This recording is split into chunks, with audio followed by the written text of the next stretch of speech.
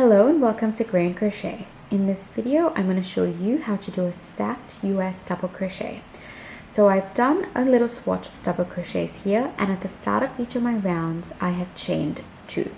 Chain 3 is a traditional, chain 2 is my personal preference, but as you can see, it creates a little bit of a zigzaggy edge on both sides.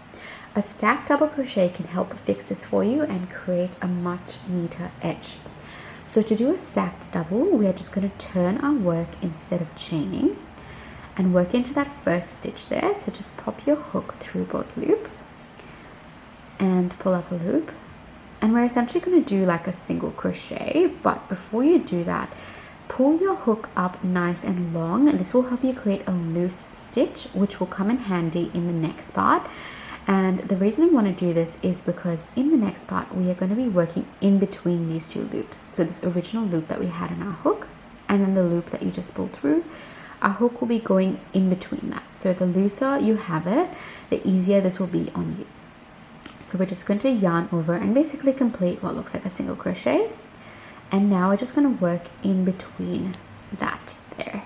So pop our hook in between and make sure you get both the front and the back loop. So you should have something like this, the original loop, front and back loop of that second loop there, and on the other side it will look something like this. So you've got like a front and a back loop, and now we're just basically going to finish another single crochet essentially. So we're just going to yarn over, pull through, yarn over and pull through that, and that is your stacked double.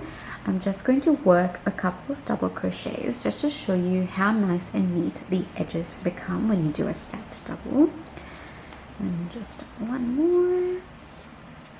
So this is the stacked double that we just did, and this is the previous round. And as you can see, the edges are a lot neater compared to when I did my chains to start each round. So it's a lot more stacked right on top of the previous row, and it looks nice and neat.